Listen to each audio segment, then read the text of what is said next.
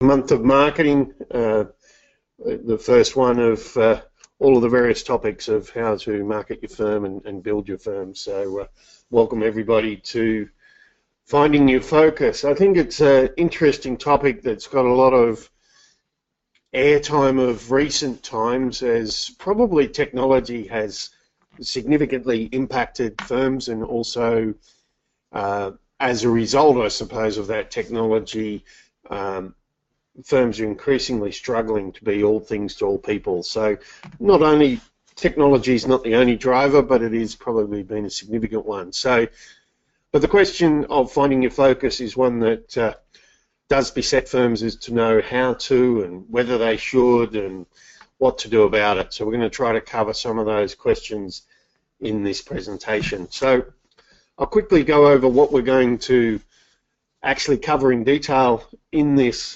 tight presentation. Why you should narrow the focus of your firm. I don't really think it's a question of whether you should. It's the fact, I believe, is that you really should narrow the focus of your firm, and we're going to talk about why that is the case. But I'll cover the key objections that people have that they find within the firm from either the team members or partners or others, as to the usual common stated reasons as to why you shouldn't narrow the focus.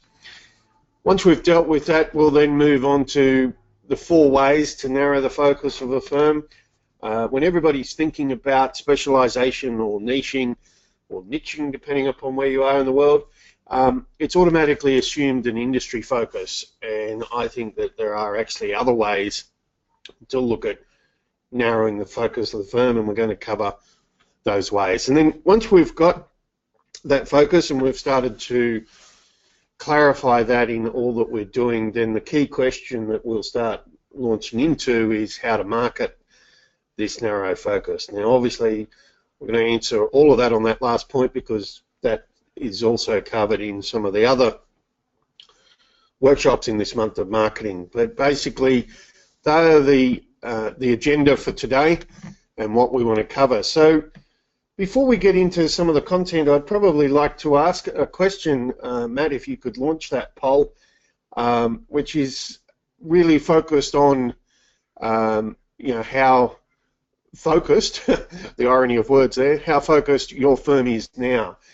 So that poll should be on your screens now, and really I'm just asking for people to put themselves in their firms, whether they're the true generalists or whether there is some sort of broad focus, or maybe you're focusing on a core service, or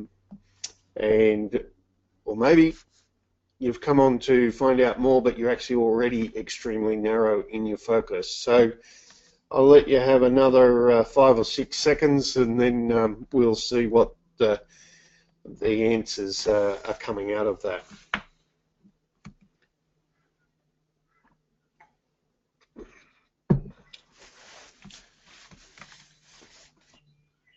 So, Matt, if you could just tell us what the results were. There we go. I've got it. So there was a trick question in there, and it's the one that actually got 69% of the answers. We work with small business owners, because it's often what I hear about the focus question is that I'll get an answer, yes, we are focused and we work with small business owners. But small business is, well, the Australian figures are it's 92% of all businesses are under 2 million. So basically it's everybody. It's very similar numbers, New Zealand, US, etc., around that 90% mark are what we would call small businesses. So in other words, what we're calling a focus is actually not a focus at all. Small business is such a broad category, it is really you're being a generalist under another name. Now I know I might be sounding harsh, but that's why I put that answer in, because It is the one that is often given to me, and we'll talk about why that really is not in any way a focus. So let's get into the content.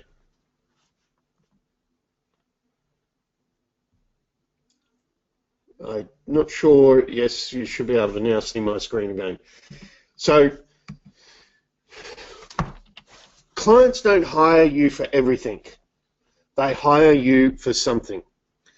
So there's a particular reason why clients are wanting to work with you or wanting to work with an accountant. They're not wanting everything under the sun. It could be because you have a expertise in some particular area. It could be peace of mind. There's there will be some specific aspect, and the reality is that clients that are seeking new accountants are seeking a solution to a particular problem or set of problems. They don't hire you for everything. No client has ever hired an accountant because of everything that you do. They're trying to solve a specific set of problems. And the most common failing amongst professionals is this statement, is their inability or unwillingness to name what they stand for. It's to put in a really concise way exactly what set of problems you solve, who do you work for, what do you stand for, and have it in an ability that you've got crystal clear to people exactly what your business stands for or your firm stands for and how you want to be seen in the marketplace. I think it's the accountant's personality. We like to say that we can do a lot of different things, and we're reluctant, therefore, to be positioned or branded or identified as just standing for one set of things when we can do other aspects. Most accountants know, a great deal about a lot of things, and therefore want to be positioned in the same way. But really, it's this statement then becomes the reality. If you stand for something, you'll always find some people for you and some against you. And that's probably the fear of many firms, is that those last three words, some against you. As soon as you narrow the focus of what you do or position your firm in a narrow way, then there'll be some that don't want to deal with you, and that sort of is often at the crux of the key issue. But the reality is, if you stand for nothing, you'll find nobody against you, but unfortunately, nobody for you. You'll just be seen like every other firm, and you'll just be seen as, to a significant degree, a commodity, and that has, the huge consequences for churn rate. It has huge consequences for the prices that you can charge.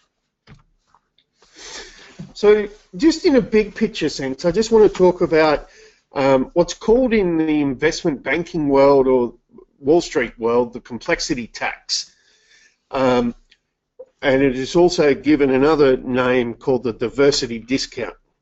So in essence, these are terms that are utilized to say for these broader companies that are trying to position themselves across many different angles, that these companies aren't worth as much because they're too complex or because they're too diverse. And Apple and HP are probably a really good example of this.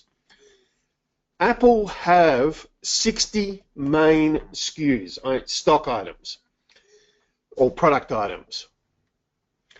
HP, at last count, had over 30,000 stock items on their list.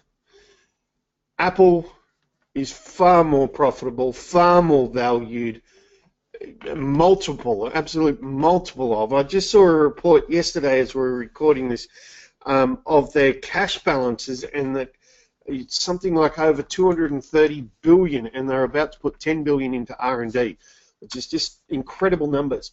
And yes, we're talking about big companies here, but the focus question is just as real there as it is in our small firm. The reality is that focus has allowed Apple to succeed, and unfortunately lack of focus has caused HP to struggle. So let's bring it down to some accounting firms. I've just put 3 firms up on screen. I could give you another 23, but I just want to talk briefly about these 3 firms. So the CPA for breweries, Erin Rue, up in Oregon, she only deals with breweries, craft breweries primarily. Very specialized, very niche, and very powerful business model.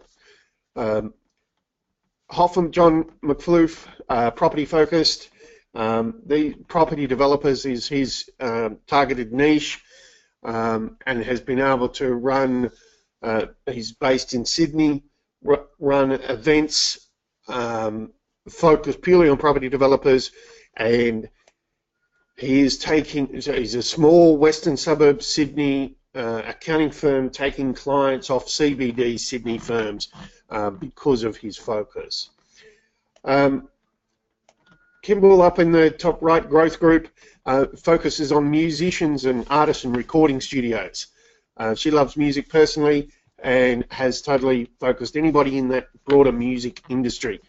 And as a result of which, all 3 of those firms that I'm just mentioning have had phenomenal growth as a result of being specialized, as a result of being developed a niche. So I'll talk a few other examples as we go through, but all of these have, you can have a look online yourself as what they've been able to do. So I just want to talk a couple of points before we get into the key objections. Narrow does not mean the same as small. It's not an automatic that just because you have a narrow focus that it's necessarily that you're a micro or very small firm. That is sometimes the assumption.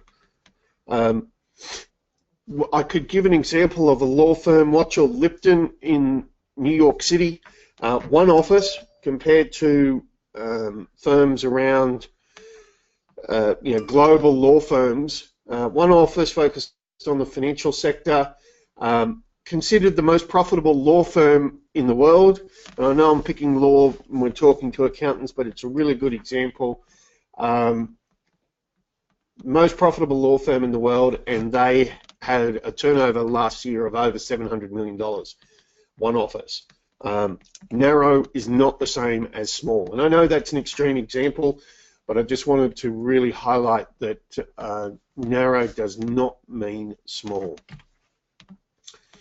We know from the medical field that the power is with the specialist, and yet us as accountants don't look at it in the same way. We know that the specialist has the positioning, we know the specialist has the highest profitability, and I suppose we just accept that because we think of that in a particular medical need that we might have, but the reality is exactly the same for those of us in the accounting industry.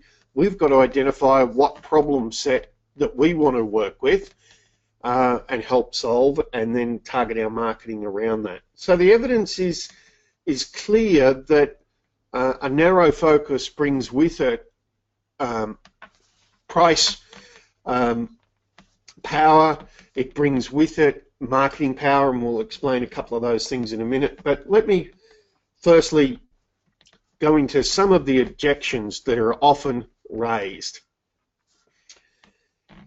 It's a risky strategy. I hear this one an awful lot, that by being able to narrow the focus of the firm on, particularly this is used in reference to an industry, that that is somehow exposing the firm dramatically. Now, unless the industry is an industry that's about to disappear because of technology, there is no evidence of the focusing narrowing the focus increases risk. I appreciate if you've decided to focus on some industry that's about to be legislated out of existence, or some regulation is about to, totally change the landscape. There is, but just because of, often it's more the economic thing. If for argument's sake, if you focused on a sector and then they suffered economically, that sector, that would, hurt your business. And let's assume you focused on, maybe the mining services industry here in Australia, and the mining boom is well and truly over, and mining services companies are having a tougher time. But the market is so depth and broad that you still would have a phenomenal business even in a time of tougher economic conditions. But then there's the other side of it. That's the very time when those same businesses often need high quality advice. So the risk, I think, is a perceived risk. The reality, the evidence is clearly not against that. The one that I also like to hear here, we love the variety. And I think that there's no doubt, us accountants, that's a personality trait. We do like that variety of working with different businesses. What I'm going to talk about, how to narrow your focus, it comes around this aspect of building the firm that you're going to love. So you still get the variety of relationships that you have.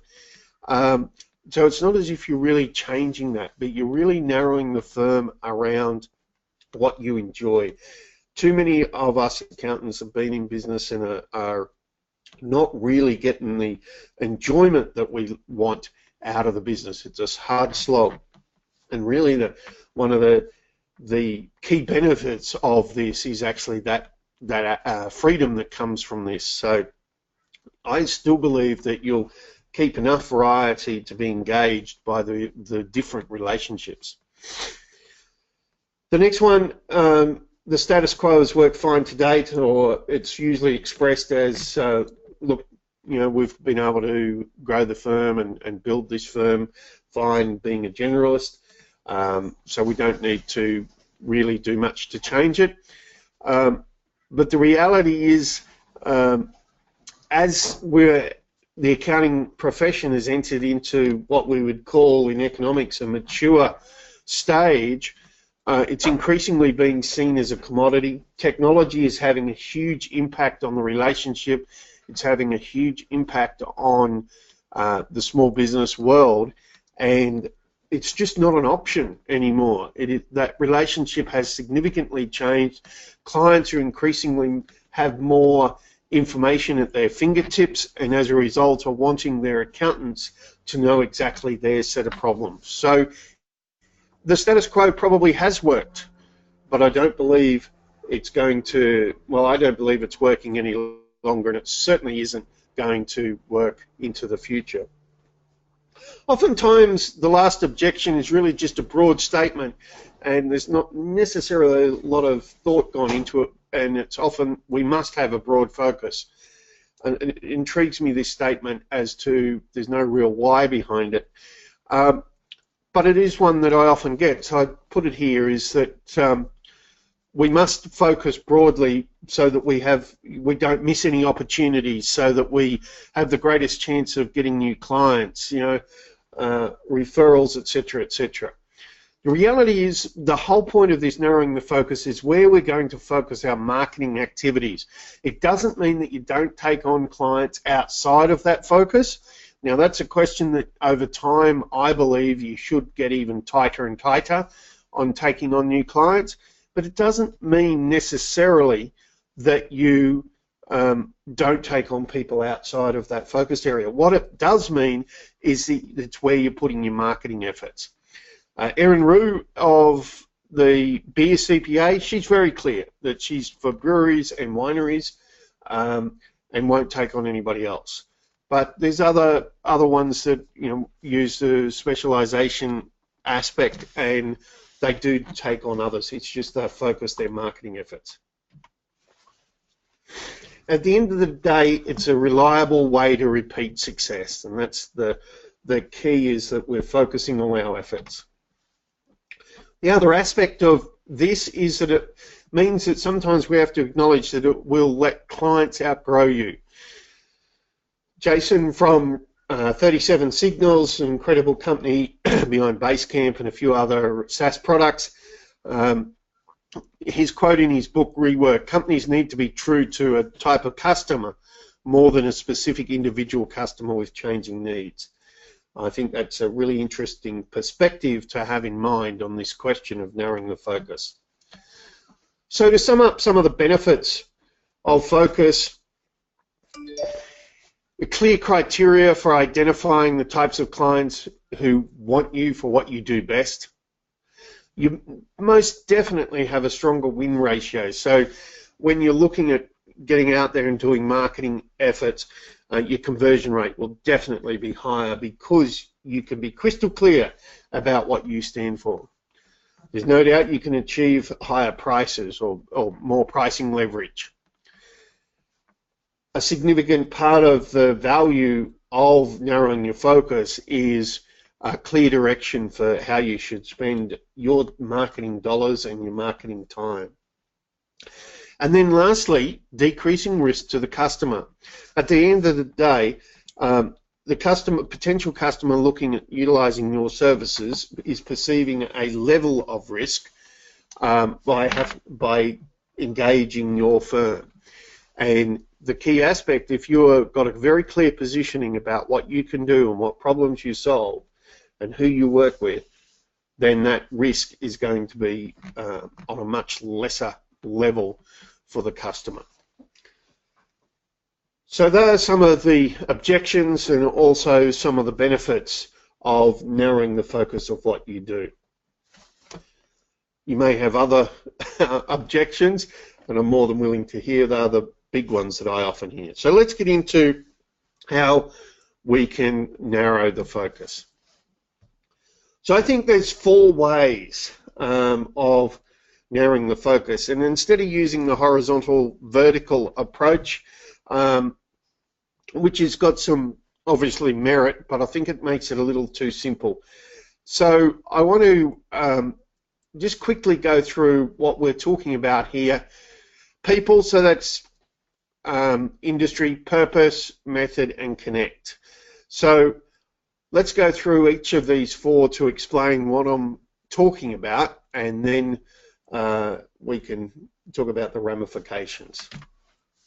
So deal with purpose first, and it's why are you in business? Maybe you have a particular, with small business, it might be that you really see the pain of small business owners and cash flow management, and it keeps so many business owners awake at night. And it could be that you might have personally, a family or yourself or somebody close has had a very tough time when business has struggled, and it really drives you to help business owners understand cash flow better. Now, I'm just putting that as a hypothetical, but it's this: why are you really in this accounting firm? What is it? Not just use cash flow, but you could use so many different aspects. It's the clear identifier of what is the purpose. What are the things that you will always do? There's a few questions that you can see on screen there. You know, what do you crusade against, or what do you fight for? And I know we're accountants, so you're going, hang on a minute. But I haven't met an accountant who doesn't feel passionate about some aspect of what they're doing for small business. I think it was 69% from that poll said that they focus on small business. But what is it specifically that is really engages you? Now, not every business that they should focus, narrow their focus around purpose. Let's get into another one. People. This is the one that everybody jumps to as the first instance of people, is the industry, the type of your best customer. And it's the easy one, and it's often very, very powerful. And I've given some examples of accounting firms that are industry focused, and there's no, I don't believe that there's any right or wrong area about which area you should focus. I'm just careful that you are considering that there's other options than just industry. So it could be that there's some connection that you have to an industry. The accountant that I mentioned who focuses on musicians, she herself has been in a band and has been very active, a band touring, doing quite a bit of touring, not hugely successful band, but still nonetheless a band that has travelled around, and as a result she understands the industry and has a different perspective. John, who's the property developer, he himself has been developing properties from quite a young age, so he has an affinity to the industry.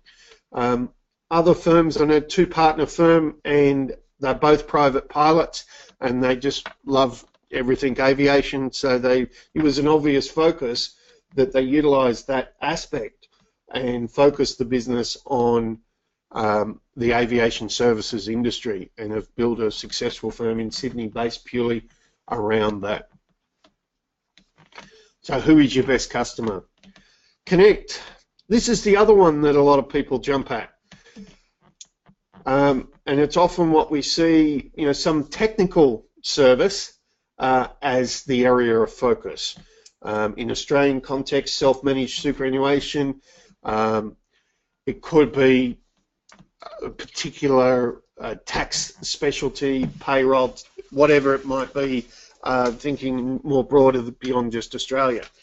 The issue that I have with this one, you must be truly great. There's an awful lot of firms out there saying that they have some sort of technical specialty that really are no better than 9 out of 10 other firms. You must be able to clearly demonstrate your expertise in this area.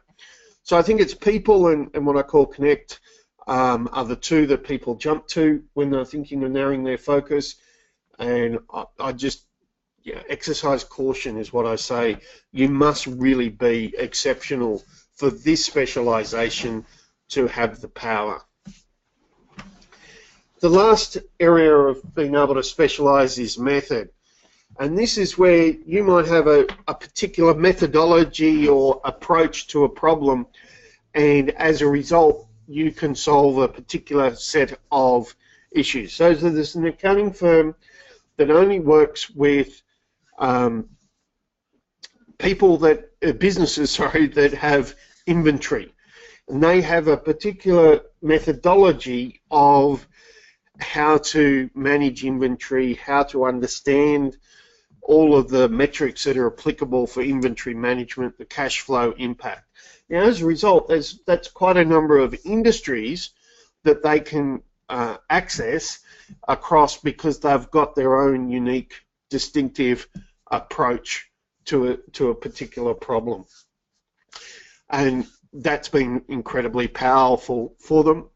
It's obviously only businesses who have inventory, but this a method approach is also powerful. So I just want to go back to this first slide just to talk about these in overall. You can combine different areas. So it could be cash flow management as your driving purpose, but for a particular industry, so a particular set of people. Again, it could be that you have a methodology, and again, it could be an industry focus. So you can combine two of these. But if you start thinking about narrowing your focus around these four sort of themes, then it's going to help that crystallization of the value of your firm and what you stand for. Now, in this workshop, I've only been able to talk about those four in really quick 10-15 minutes, and there's an awful lot of depth underneath to be able to drill out as to identify who you should be working for. But start thinking about these four areas and what combination might work for you, what you would love to be doing, get the whiteboard, so to speak, and put down what you as a firm would love to be doing.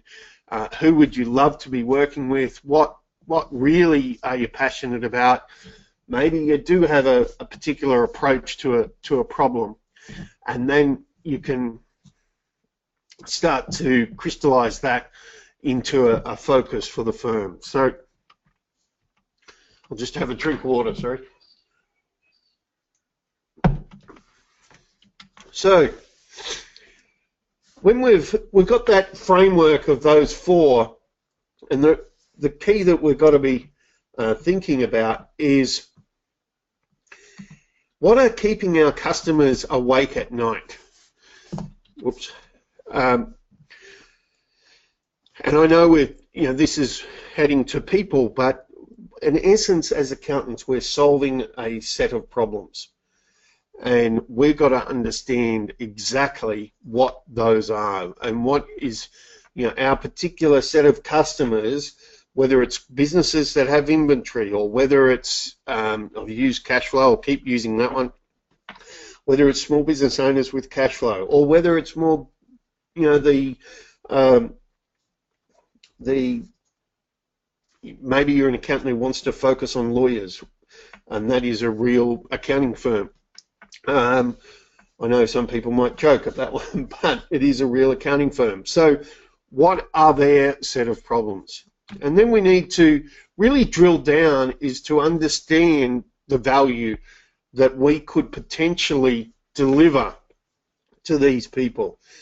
So we need to think long and hard about their pain, what problems, what are the implications of those problems, maybe what obstacles they're trying to get over, maybe what the cost of those are to the targeted set of clients.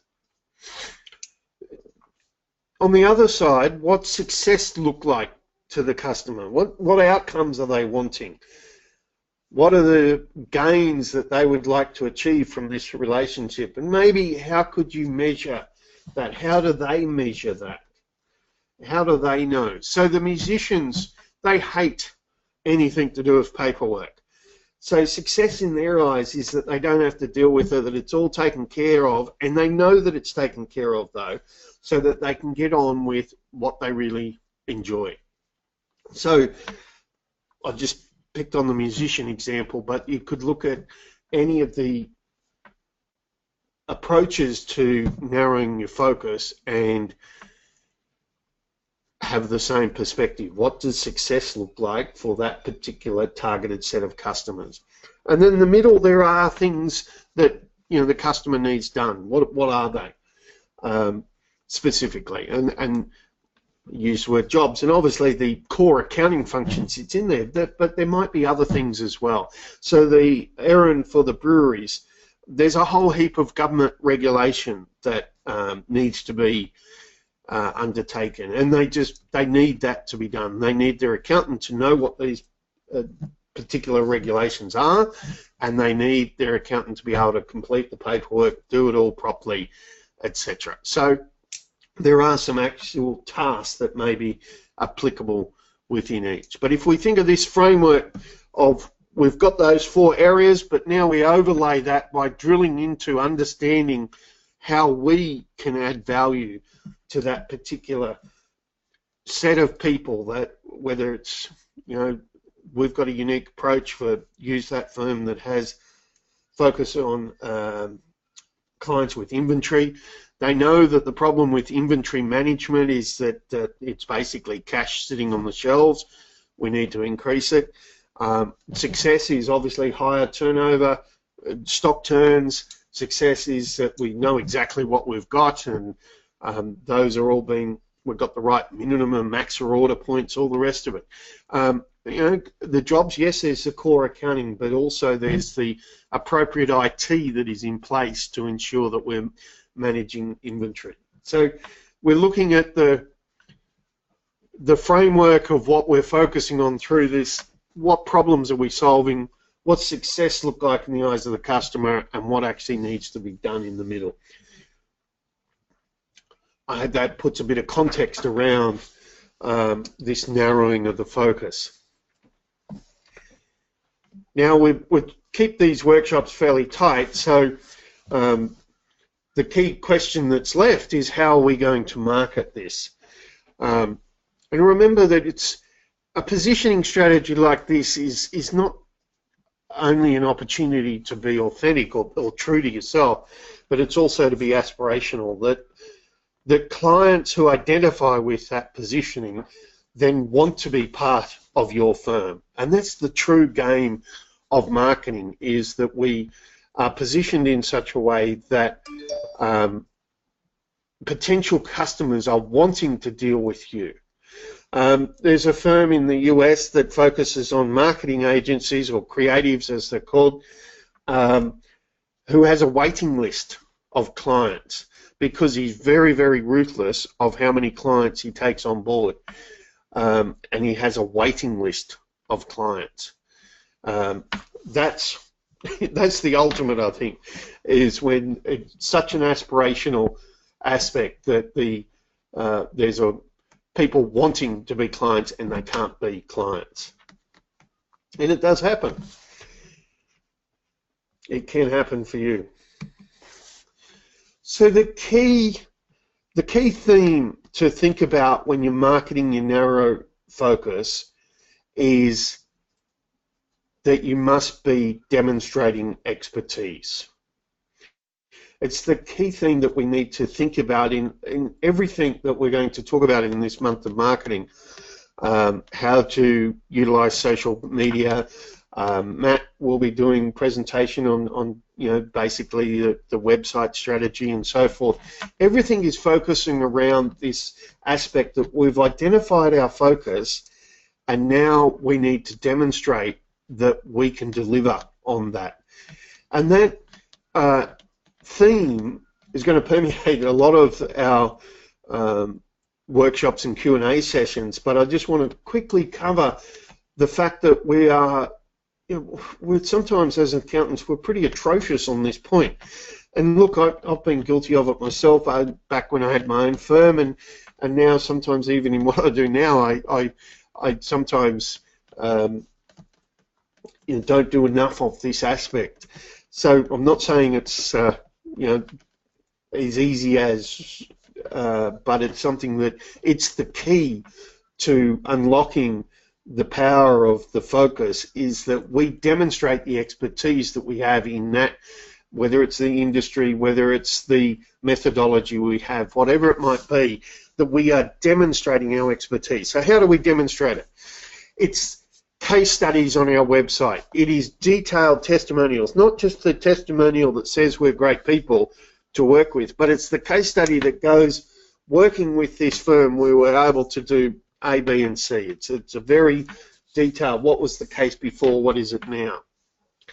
Demonstrating expertise might also extend to running events, your own events. John of Hotham, it runs a quarterly Property Developers Forum breakfast, where he speaks on a particular topic, and he gets in a couple of other speakers, and property developers attend. It's full of information. It is demonstrating expertise.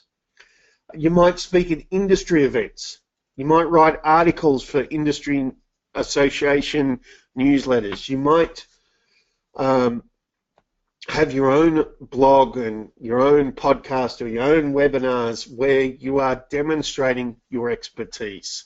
And that's the key power of having this focus, is not just saying that we work on this area, not just having a list of services on our website, but rather that we clearly articulate our expertise and that we demonstrate that in everything that we do. I think that's the key to unlocking the benefits of this focus, is that we are willing to then follow through and demonstrate expertise. I know that people react by saying, well, we haven't got the time, etc., etc., and Matt will probably talk about some of the services to help on this aspect. But the point is that demonstrating expertise is what will unlock the power of your focus. Have a simple part of the website of the track and measure what you've done for businesses, how the results have improved, and that you are regularly publishing, even if you do take out some of the names, but that you're regularly publishing the success that you've been able to have with firms. That's the key to marketing your focus.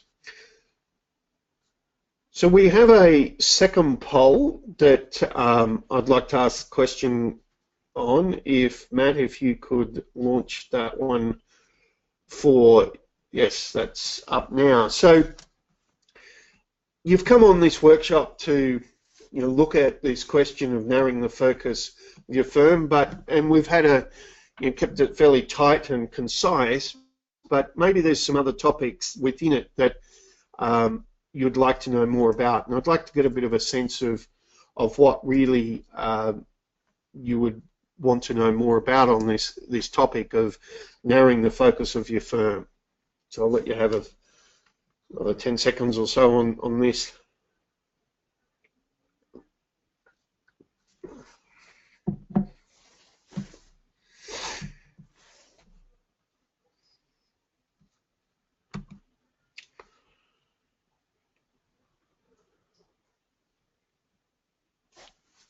Okay, Matt, if you're...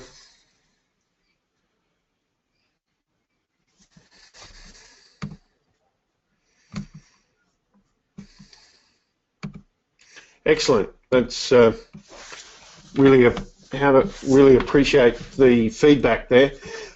Demonstrating expertise is certainly going to be a topic that we're covering quite a bit in the rest of the month of marketing. So if you want to know more, we'll talk about in a little bit of how you can get more information on this topic as well.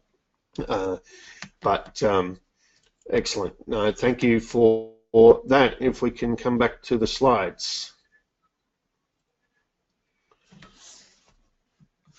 Alrighty. So I just want to wrap this up by talking about what I see as two types of firms. The old type of firm, transactional firm, and the transformational firm, the one that is actually helping transform their chosen set of customers. And just some really quick points, and we'll talk about why this is of importance. So compliance work is presently the majority of a transactional firm, but it's going to be the minority of a transformational firm. Transactional firm, anybody's a good client. Transformational firm is focused very carefully. Tech, very ad hoc in a transactional firm, whereas a transformational, it's technology with a purpose. I love technology, but sometimes I think firms get caught up with it. Whereas if you've got a particular focus, then you know what technology you should be A, implementing in your own firm, and B, helping your clients implement in. So it's very clear that technology is a tool and it has a purpose, and that's all we focus on. So the accounting firm that helps those with inventory, they're very clear as to which applications they help businesses implement. So technology with a purpose.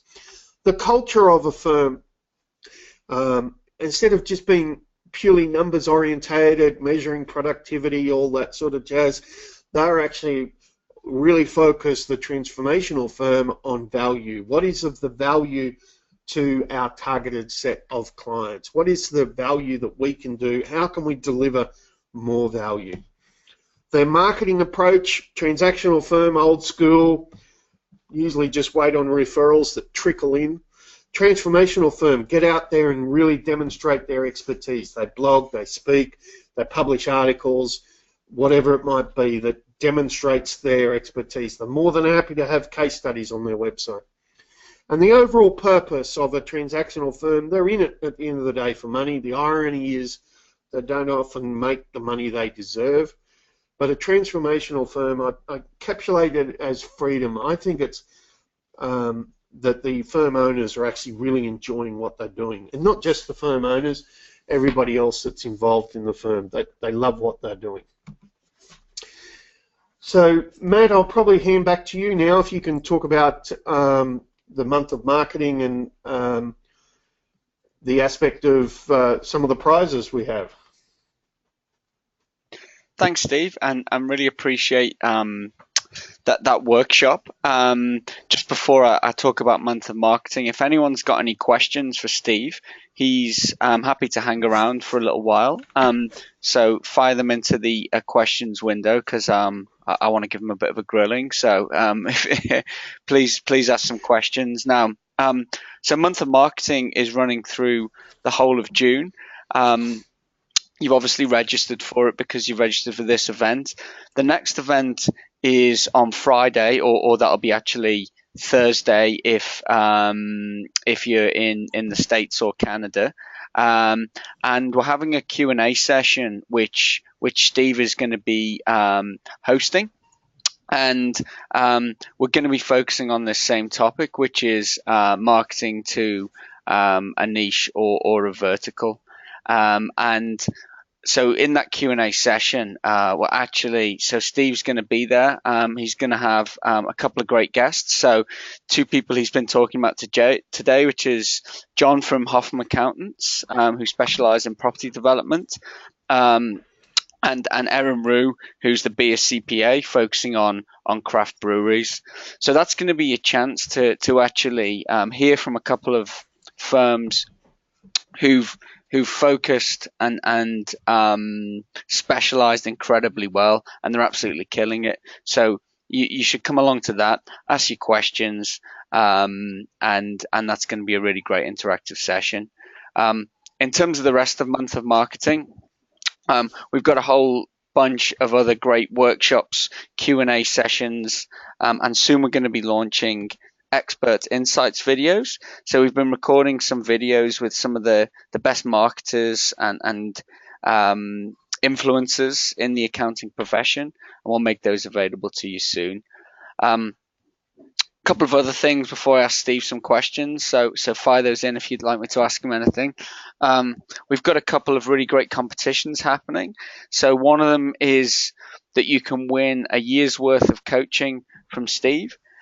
All you need to do is register for a quick strategy session with Steve, so that'll be helpful in itself, and everyone who does that will go into the draw to win a year of free coaching. So you can see on screen there, if you go to transformationaladvisor.com/apply, don't worry if you can't remember that, we'll send you out the link. You could win that year of free coaching. And from Bizink, we're going to give away a website and a year of hosting.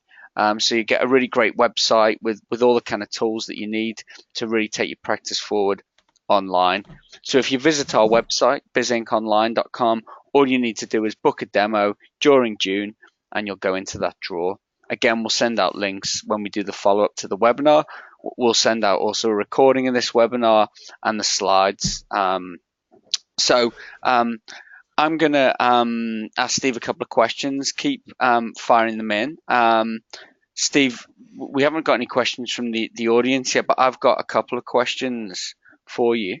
So we work with a lot of firms in New Zealand, which is a smaller country than, let's say, the US, where for example, Erin Rue has her BSCPA firm.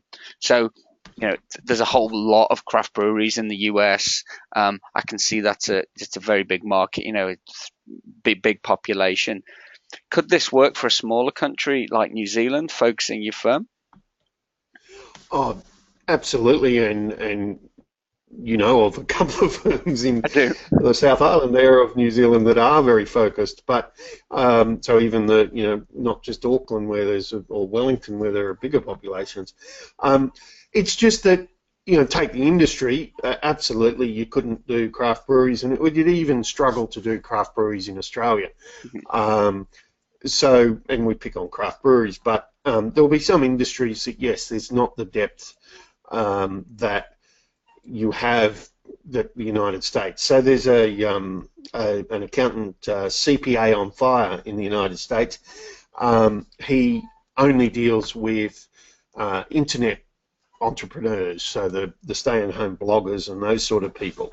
Now, I think again you would struggle to have that focus in some of the areas of New Zealand, Australia as well.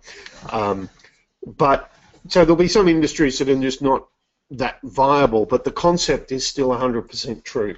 There are small businesses in New Zealand, of whether they're again an industry focus or whether it's, you know, maybe I'm a little bit personally passionate about cash flow management. I see the figures that are pretty consistent whichever country we look at, and the unfortunate thing is the figures aren't very nice about small business and cash flow management.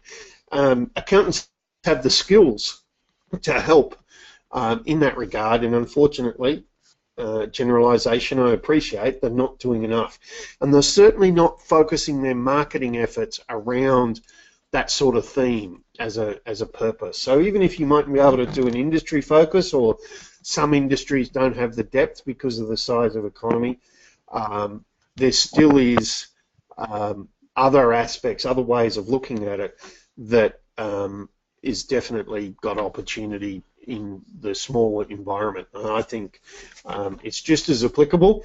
You just need to identify who you want to work with, what's something about them that you can really help, and then start marketing that. It doesn't matter whether small country town even, or more broader. So, and the other thing that happens, and I just want to quickly mention, is that because of technology, what we used to think of our geographic location was some sort of restriction. Now we could deal with clients from, you know, all over New Zealand, all over Australia, just because technology is such that we can, and clients are willing to do that. So, you know, I sold my accounting practice in 2007, and my area was tourism. Now, I had to have an office I had Brisbane, Australia, and I had an office in Cairns as well. Now, I could serve the tourism industry all over Australia with technology, no matter where I was based. You know, so it is a case of technology has enabled us to look broader than just where we're specifically located. But I know that's a bit of a long-winded answer there, Matt, but the short answer is absolutely. Yeah, okay. So I can't see any questions coming in, but I've just got one more for you, Steve, which would be, so you've just said that you had, when you sold your firm, you focused on tourism. If you were to set up a firm next week, what niche would you choose? What focus would you choose? Okay, so that's a brilliant question from a couple of different angles. I'll answer it in broadly, and then I'll get into some specifics. I most definitely would set up very, very, very specialised, very narrow, and it would be from day one I wouldn't accept clients that were outside of that specialisation. Now, I appreciate for firms who have legacy clients, existing relationships, etc. They're not about to sack 2/3 of their client base or something, but you know, that can transition. But if I was starting a firm, it would be very restrictive from day one. The specific answer, I've really always enjoyed the tourism industry. And I would be very tempted, if I was starting a firm, to do that again. Tourism is you know, got some unique aspects of, it's got an uneven cash flow, it's got some key aspects about marketing. The tourism and technology, as like so many industries, had a huge impact, particularly from the marketing angle. So tourism would be very, very interesting for me to tackle again. I think I'd do it a hell of a lot better than I did the first time round. But the other area, as I briefly alluded to, cash flow. If I could identify a clear, unique methodology to cash flow management, I think I'd probably be very, very tempted to make that the specialization. So I know I've given you two answers, but yeah, it's the question though is a good one. If you're starting again, I certainly would be very narrow. It's the money is in the specialization. There's no doubt about that. Great. And so's the enjoyment. Yeah, right. Well, thanks for that, Steve. We've not got any more questions in, but if you know, this has stirred up some thoughts for you, and you want to find out more over the next couple of days, come along to the session on Friday, or like say Thursday if you're in the or you can see the time zones there. We're covering a lot of different time zones, so if you can't make any of the sessions, we'll send you out the recording anyway. And feel free to fire in any questions. But that's going to be a really great Q&A session. As I say, Steve will be asking the questions. We've got Erin Rue and John from Hoffman's who have got really specialised firms who are going to be on the panel. So that just leaves me to thank you, Steve, for a great presentation. And thank you all for coming along. And I hope you enjoy the rest of your day and the rest of the month of marketing. We'll wrap it up there. Thank you.